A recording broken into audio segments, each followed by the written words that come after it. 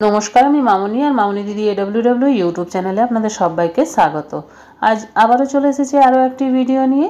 24.9.4 ভার্সনে 3 থেকে 6 বছর বয়সী শিশুদের প্রোফাইল পিকচার কিভাবে আপলোড করব চলুন দেখে নিই আজকের এই ভিডিওতে।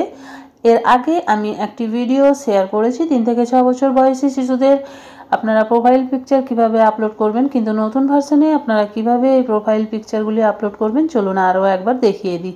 এখানে দেখুন আমার কেন্দ্রের একটি শিশু অভিরাজ রায়, এর প্রোফাইল পিকচার এখনও আপলোড করা হয়নি। আজ এই শিশুটির প্রোফাইল পিকচার আমি আপলোড করে আপনাদেরকে দেখাবো। দেখুন শিশুর নামের পাশে শিশুর একটি ছবি দেওয়া আছে এবং পাশে দেখুন একটি ক্যামেরা আইকন অ্যাড করা আছে। আমরা এই ক্যামেরা আইকনটিতে ক্লিক করব। ক্যামেরা আইকনটিতে ক্লিক করলে এখান থেকে দেখুন কনসেন্ট এবং নিচে দেখুন গো ব্যাক এবং অ্যাকসেপ্ট। আমরা অ্যাকসেপ্ট অপশানটিতে ক্লিক করব। যখনই আমরা অ্যাকসেপ্ট অপশানে ক্লিক করব তখনই আমাদের সামনে ক্যামেরা ওপেন হবে। ক্যামেরা ওপেন করে এবারে শিশুর আমরা ফেস ক্যাপচার করে নেব। বড়দের ক্ষেত্রে এটি করা সহজ হচ্ছিল, কিন্তু শিশুদের ক্ষেত্রে একটু অসুবিধা হচ্ছে। দেখুন শিশুটি আমার অনেকক্ষণ ধরেই চেষ্টা করে যাচ্ছে, তার ফেস আমরা স্ট্রেট রাখতে পারছিলাম না এবং আই ব্লিঙ্কও শিশু ঠিক মতো করতে পারছিল না। অনেকক্ষণ চেষ্টা করার পর অবশেষে শিশুর আই ব্লিঙ্ক এবং স্ট্রেট ফেস কমপ্লিট হয়।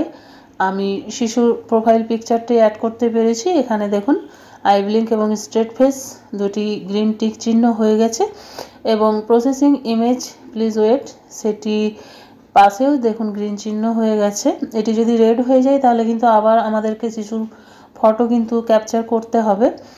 এখান থেকে দেখুন face capture complete, capture again এবং সেভ।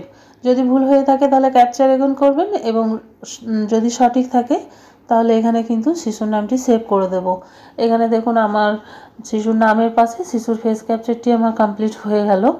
এইভাবে আপনারাও আপনাদের কেন্দ্রের বাকি থাকা যেসব শিশুদের 3 থেকে 6 বছর বয়সী যেসব শিশুদের ফেস ক্যাপচার বা প্রোফাইল পিকচার বাকি থেকে আছে সেগুলি কমপ্লিট করুন খুব সহজেই।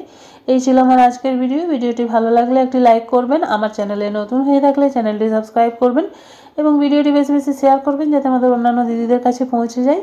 আজ এই পর্যন্তই, আবার চলে আসবো আরও একটি নতুন ভিডিও নিয়ে। ততক্ষণ সবাই ভালো থাকুন, সুস্থ থাকুন। ওকে।